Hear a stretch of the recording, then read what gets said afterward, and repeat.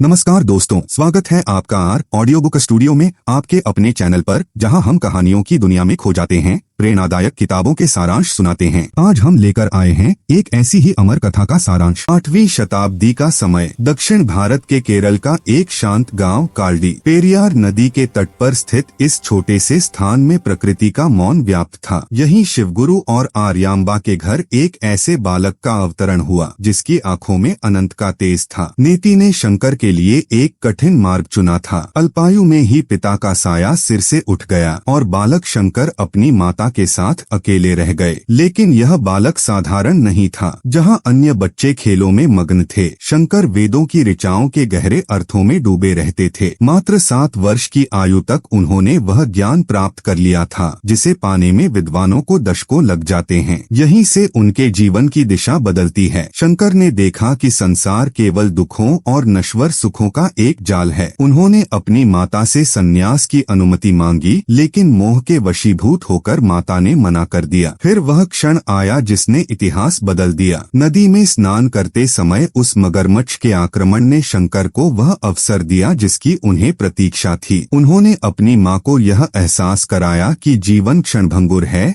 और मृत्यु किसी भी क्षण द्वार खटखटा सकती है। जब मृत्यु सामने हो तब केवल सत्य ही साथ रहता है। माता की अनुमति मिलते ही मगरमच्छ ने उन्हें मुक्त कर दिया। यह केवल एक घटना नहीं थी, यह एक संदेश था कि जब तक आप अपनी सुख सुविधाओं और मोह के जाल को नहीं काटते, आप अपनी वास्तविक शक्ति को नहीं पहचान सकते। उनका जीवन हमें यही सिखाता है कि बौद्धिक श्रेष्ठता तब तक एक पिंजरा है जब तक उसमें उन भावनात्मक बंधनों को काटने का साहस न हो जो आपके विकास को रोकते हैं। शंकर ने अपनी माता के चरणों में शीश नवाया और सत्य की खोज में निकल पड़े। उन्होंने एक कठिन प्रतिज्ञा ली कि वे अपनी माता के अंतिम समय में उनके पास रहेंगे, भले ही संन्यास के नियम इसकी अनुमति न देते हों। यह उनके व्यक्तित्व की गहराई थी। उन्होंने मानवता को नियमों से ऊपर रखा। माया के इस पहले जाल को तोड़कर शंकर ने सिद्ध किया कि शांति का मार्ग पलायन नहीं बल्कि संकल्प है। आज के आधुनिक समय में भी हम अपने ही बनाए हुए सुख सुविधाओं के पिंजरे में कैद हैं। हम डरते हैं कि यदि हमने अपना आराम छोड़ दिया तो हम नष्ट हो जाएंगे। लेकिन शंकर की यह कथा हमें बताती है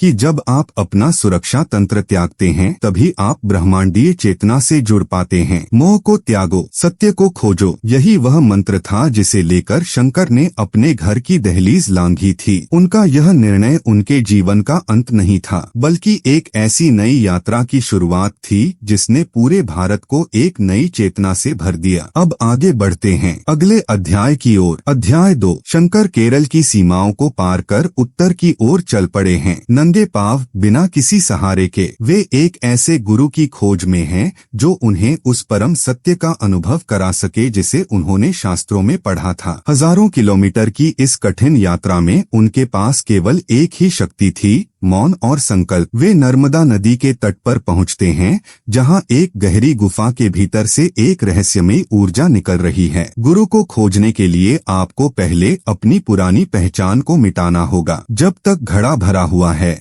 उसमें नया अमृत नहीं भरा जा सकता। आज हम अहंकार के विसर्जन का अनुशासन सीखेंगे। जंगलों और पहाड़ों को पार करते हुए शंकर नर्मदा के तट पर पहुँचे। वहां उन्होंने एक गुफा के बाहर गुरु गोविंद भगवत्पाद को गहन समाधि में देखा। शंकर चुपचाप द्वार पर खड़े हो गए। उनकी प्रतीक्षा में वह धीरज था जो केवल एक सच्चे साधक में होता है। जब गुरु ने आंखें खोली और पूछा, तुम कौन हो, तो शंकर ने अपना नाम या गांव नहीं बताया। उन्होंने वे प्रसिद्ध 6 श्लोक सुनाए जिन्हें हम निर्वाण षटकम कहते हैं। उन्होंने घोषणा की कि मैं न मन हूँ, न बुद्धि, न अहंकार, मैं केवल शिव हूँ, शुद्ध चेतना हूँ। यह केवल एक घटना नहीं थी, यह एक संदेश था। गुरु ने पहचान लिया कि यह बालक कोई साधारण विद्यार्थी नहीं बल्कि स्वयं ज्ञान का साक्षात स्वरूप है। उन्होंने शंकर को अपना शिष्य स्वीकार किया और उन्हें वह विद्या दी जो शब्दों से परे थी। यहाँ शंकर ने महीनों तक घोर अनुशासन में रहकर अपने मन को एक बिंदु पर स्थिर करना सीखा। यही उनकी सोच की जड़ थी कि यदि आप दुनिया को जीतना चाहते हैं तो पहले अपने भीतर के शोर को शांत करना होगा। एक बार नर्मदा में भीषण बाढ़ आई। नदी का जल उग्र होकर गुरु की गुफा की ओर बढ़ने लगा। सभी शिष्य भयभीत थे, लेकिन शंकर ने अपनी शांति नहीं खोई। उन्होंने एक मिट्टी का घड़ा लिया और मंत्रोच्चार के साथ नदी के पूरे उग्र जल को उस छोटे से पात्र में समाहित कर दिया। यह उनके मानसिक नियंत्रण और संकल्प की पराकाष्ठा थी। गुरु ने प्रसन्न होकर उन्हें आदेश दिया, जाओ बालक, अब काशी जाओ और पूरी दुनिया को इस अद्वैत सत्य से परिचित कराओ। उनका जीवन हमें यही सिखाता है कि एक गुरु की खोज का अर्थ है अपनी कमियों को स्वीकार करना और अपने अहंकार को पूरी तरह मिटा देना। शंकर ने अपनी महान प्रतिभा के बावजूद स्वयं को एक शिष्य के रूप में समर्पित किया। आज के युग में हम सीखना तो चाहते हैं, लेकिन हम झुकना नहीं जानते। हम अपनी पुरानी धारणाओं को पकड़े रहते हैं और उम्मीद करते हैं कि हमें कुछ नया मिल जाए। लेकिन विकास का नियम है, पुराने को मरोड़ना ही होगा ताकि नया जन्म ले सके। मैं मुखौटा नहीं हूँ, मैं केवल दृष्टा हूँ। इसी भाव के साथ शंकर ने नर्मदा के तट को प्रणाम किया और उस नगरी की ओर प्रस्थान किया जो ज्ञान का केंद्र थी। यह उनके अध्ययन की पूर्णता थी, लेकिन उनके संघर्ष का असली रणक्षेत्र अभी सामने आने वाला था। अब आगे बढ़ते हैं अगले अध्याय की ओर। अध्याय 3। नर्मदा की गुफाओं से निकलकर शंकर अब वाराणसी की गलियों में हैं। यह भारत की वह भूमि है जहां केवल शस्त्रों से नहीं बल्कि शास्त्रों से युद्ध लड़े जाते थे। शंकर यहाँ किसी शांतिपूर्ण प्रवास के लिए नहीं आए थे। वे अद्वैत के उस सत्य को लेकर आए थे जो उस समय के हजारों खंडित विचारधाराओं को चुनौती देने वाला था। सत्य कभी परीक्षण से नहीं डरता। यदि आपके विचार और आपके सिद्धांत संघर्ष की इस आग में जलकर राख हो जाते हैं तो वे सत्य नहीं केवल धारणाएं थीं। आज हम वैचारिक दृढ़ता और दबाव में शांत रहने का अनुशासन सीखेंगे। वाराणसी के मणिकर्णिका घाट और गंगा के तट उनके नए कार्यक्षेत्र बने। शंकर ने यहाँ केवल प्रवचन नहीं दिए, उन्होंने उपनिषद, ब्रह्मसूत्र और भगवद गीता पर अपने प्रसिद्ध भाष्यों को लिखना शुरू किया। कल्पना कीजिए, एक किशोर जिसकी आयु मात्र 12 से 16 वर्ष के बीच थी, वह उन ग्रंथों की व्याख्या कर रहा था जिन्हें समझने में बड़े बड़े विद्वानों का जीवन बीत जाता था। उनकी तर्क शक्ति इतनी सूक्ष्म और इतनी प्रखर थी कि इसे अग्निपथ कहा गया। वे तर्क की उस आग में अज्ञानता की हर परत को जलाकर भस्म कर देते थे। यहीं से उनके जीवन की दिशा बदलती है। शंकर का तरीका सीधा और निर्भीक था। वे विद्वानों को शास्त्रार्थ के लिए आमंत्रित करते थे। यह उस समय का बौद्धिक युद्ध था। यहाँ चिल्लाना मना था, यहाँ केवल तर्क और प्रमाण का महत्व था। शंकर की विशेषता यह थी कि वे विरोधी के तर्क को पहले पूरी तरह सुनते थे, उसे समझते थे और फिर उसे इस तरह काटते थे कि सामने वाले के पास केवल मौन बचता था। यह केवल एक घटना नहीं थी, यह एक संदेश था कि सत्य को सिद्ध करने के लिए शोर की नहीं बल्कि स्पष्टता और अनुशासन की आवश्यकता होती है। उनका जीवन हमें यही सिखाता है कि यदि आप किसी सत्य पर विश्वास करते हैं तो उसे दुनिया के सामने रखने की हिम्मत रखिए। शंकर का अग्निपथ हमें सिखाता है कि मानसिक रूप से मजबूत व्यक्ति वह नहीं है जो दूसरों पर चिल्लाता है, बल्कि वह है जो अपने सिद्धांतों पर अडिग रहता है। यही उनकी सोच की जड़ थी। शंकर का मानना था कि अज्ञान ही दुख का मूल कारण है। आज के आधुनिक जीवन में हम अक्सर विचारों के टकराव से डरते हैं। आदि शंकर का यह कालखंड हमें सिखाता है कि अपने विचारों को सार्वजनिक जांच के मैदान में उतारें। केवल वही विचार टिकेगा जो सत्य की अग्नि में तपकर कुंदन बना है। जब आपके सिद्धांतों को चुनौती दी जाए तो घबराएं नहीं, शांत रहें और अपनी स्पष्टता को अपना शस्त्र बनाएं। सत्य एक है, मार्ग अनुशासन है। इसी निष्ठा के साथ शंकर ने काशी में अद्वैत की विजय पताका फहरा दी थी, लेकिन उनके हृदय की विशालता की परीक्षा अभी बाकी थी। अब आगे बढ़ते हैं अगले अध्याय की ओर। अध्याय 4। वाराणसी की एक संकरी गली में, जहाँ से गंगा की लहरों की ध्वनि सुनाई दे रही है, एक महान विद्वान का सामना एक अछूत से होता है। शंकर, जो अभी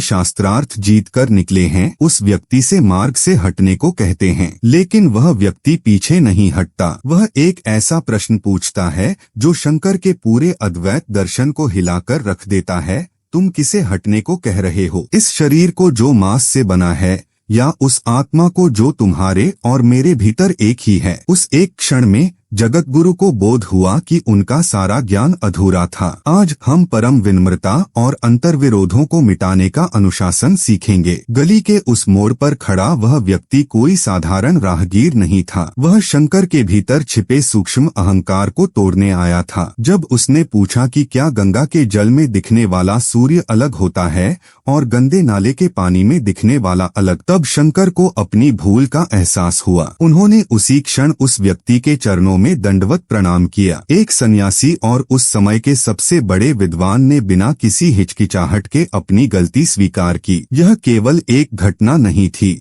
यह एक संदेश था कि ज्ञान तब तक बोझ है जब तक वह आचरण में न उतरे। शंकर ने वहीं खड़े खड़े मनीषा पंचकम की रचना की। उन्होंने घोषणा की कि जिसकी बुद्धि इस सत्य में स्थिर हो गई है कि एक ही चेतना सब में व्याप्त है, वही मेरा गुरु है। यहीं से उनके जीवन की दिशा बदलती है। वे केवल एक तर्कशास्त्री नहीं रहे, वे एक करुणा से भरे लोक गुरु बन गए। उनका जीवन हमें यही सिखाता है कि सच्ची बुद्धिमत्ता श्रेष्ठता के भाव की मृत्यु है। यदि आपका ज्ञान आपको दूसरों से ऊंचा महसूस कराता है तो आपने कुछ भी नहीं सीखा है। अहंकार वह अंतिम पर्दा है जो सत्य और आपके बीच खड़ा रहता है। यही उनकी सोच की जड़ थी कि अद्वैत का अर्थ केवल यह नहीं है कि ईश्वर एक है, बल्कि इसका अर्थ यह है कि मानवता एक है। आज के आधुनिक जीवन में हम अक्सर अपनी उपलब्धियों के आधार पर दूसरों को कमतर आंकते हैं। आदि शंकर का यह पाठ हमें सिखाता है कि कट्टरता और श्रेष्ठता का भाव सबसे बड़ी मानसिक कमजोरी है। असली नेतृत्व वह है जहां आप हर इंसान में वही दिव्यता देख सकें जो आपके भीतर है। अपने अहंकार के उस अंधे चश्मे को उतार फेंकिए। सभी में स्वयं को देखो, स्वयं में सभी को देखो। इस महान बोध के बाद शंकर अब एक विचार बन गए थे। अब समय था कि वे इस एकता के संदेश को पूरे भारतवर्ष के कोने कोने तक पहुंचाएं। यह उनके व्यक्तिगत बोध की पराकाष्ठा थी, लेकिन अब उन्हें इस सत्य को एक संस्थागत रूप देना था। अब आगे बढ़ते हैं अगले अध्याय की ओर। अध्याय 5। शंकर जानते थे कि एक अकेला जीवन केवल एक क्षणभंगुर लौ की तरह है जो आज जल रही है और कल बुझ जाएगी। उन्होंने पहचान लिया था कि यदि उनकी मृत्यु के बाद उनके विचार केवल किताबों में रह गए तो अज्ञानता का अंधेरा फिर से समाज को निगल लेगा। इसलिए उन्होंने अपनी व्यक्तिगत मुक्ति से ऊपर एक व्यवस्था को चुना। उन्होंने भारत के 4 कोनों में 4 मठों की स्थापना की। महानता का अर्थ केवल स्वयं को सिद्ध करना नहीं है, बल्कि ऐसी व्यवस्था बनाना है जो आपके न रहने पर भी सत्य की रक्षा कर सके। आज हम दीर्घकालिक विरासत के निर्माण का अनुशासन सीखेंगे। आदि शंकराचार्य के भीतर एक गहरी रणनीतिक स्पष्टता थी। वे जानते थे कि उनके पास समय बहुत कम है। 8वीं शताब्दी के उस कठिन समय में उन्होंने पूरे भारत को एक सूत्र में पिरोने का मिशन शुरू किया। उन्होंने दक्षिण में श्रृंगेरी, पूर्व में पुरी, पश्चिम में द्वारका और उत्तर में ज्योतिर्मठ की स्थापना की। ये केवल इमारतें नहीं थीं, ये ज्ञान के 4 स्तंभ थे। यहीं से उनके जीवन की दिशा बदलती है। उन्होंने अपने 4 प्रमुख शिष्यों को इन केंद्रों का प्रभार सौंपा। उन्होंने दशनामी संप्रदाय को संगठित किया, जिससे सन्यासियों के भीतर एक अनुशासन और व्यवस्था पैदा हुई। यह केवल एक घटना नहीं थी, यह एक संदेश था कि ज्ञान को सुरक्षित रखने के लिए उसे एक स्पष्ट संरचना देना अनिवार्य है। उन्होंने पंचायतन पूजा की शुरुआत की, जिससे समाज के अलग अलग पंथों के बीच का संघर्ष समाप्त हो सके। उनका जीवन हमें यही सिखाता है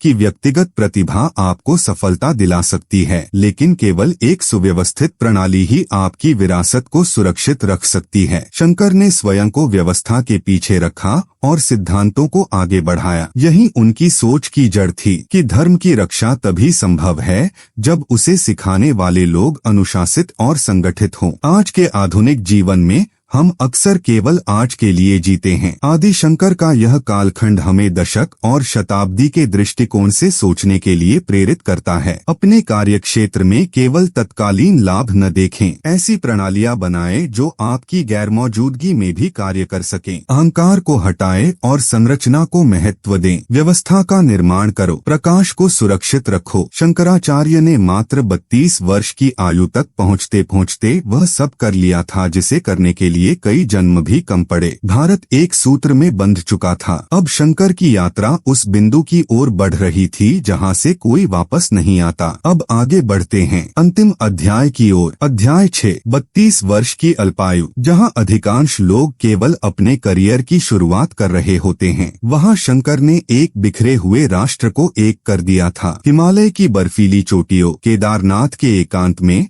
उन्होंने अपनी आखिरी यात्रा शुरू की। वे किसी प्रशंसा के लिए नहीं रुके। उन्होंने अपना मिशन एक शल्य चिकित्सक की सटीकता के साथ पूरा किया और मंच से तब हट गए जब उनका उद्देश्य सिद्ध हो गया। अंतिम अनुशासन यह जानना है कि कब रुकना है और कब विशुद्ध अस्तित्व में प्रवेश करना है। आज हम पूर्णता और मुक्ति का अनुशासन सीखेंगे। अपनी अंतिम यात्रा पर निकलने से पहले शंकर ने अपनी मां को दिया हुआ वह पुराना वचन निभाया। जब उन्हें माता आर्यांबा के अंतिम समय का आभास हुआ तो वे योगबल से तुरंत कालडी पहुंच गए। तत्कालीन समाज के विरोध के बावजूद उन्होंने अपनी मां का दाह संस्कार स्वयं किया। यह केवल एक घटना नहीं थी, यह एक संदेश था कि सच्चा आध्यात्मिक ज्ञान आपको संवेदनहीन नहीं बनाता। यहीं से उनके जीवन की दिशा बदलती है। उन्होंने मानवता को परंपराओं से ऊपर रखा। हिमालय की गुफाओं में अपने शिष्यों को अंतिम उपदेश देने के बाद शंकर ने स्वयं को अनंत में विलीन करने का निर्णय लिया। उन्होंने कहा था कि वेदों का अध्ययन करो, कर्मों को ईश्वर को अर्पित करो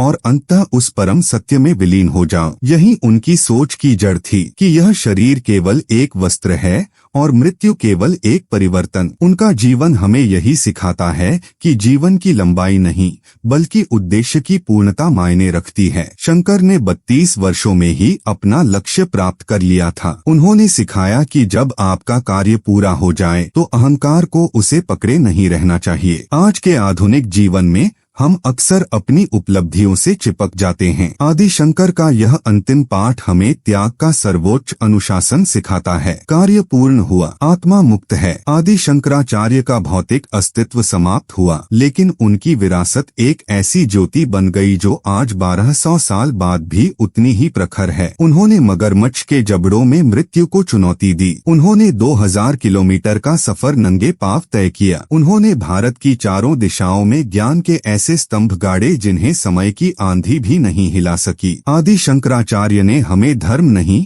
बल्कि एक दर्पण दिया। उन्होंने बताया कि तुम्हारा डर और तुम्हारी असफलताएं केवल तुम्हारे अहंकार की परछाइयां हैं। 32 साल का वह युवक आज तुमसे पूछ रहा है, तुम कब तक इन छोटी छोटी चीजों के पीछे भागते रहोगे? तुम कब तक अपने आरामदेह कमरों में बैठकर सच से बचते रहोगे? उनका जीवन अनुशासन, मौन और आंतरिक शक्ति का एक ऐसा प्रमाण है जो तुम्हें चुनौती देता है। आज ही अपने भीतर के एक झूठ को पहचानो और उसे जला डालो। एक ऐसी आसक्ति को छोड़ो जो तुम्हें कमजोर बनाती है। शांत रहो जब दुनिया चिल्ला रही हो और तब बोलो जब सच दांव पर लगा हो। तुम यह शरीर नहीं हो, तुम यह बेचैन मन नहीं हो। तुम वही अनंत चेतना हो जो केदारनाथ की बर्फीली हवाओं में आज भी गूंज रही है।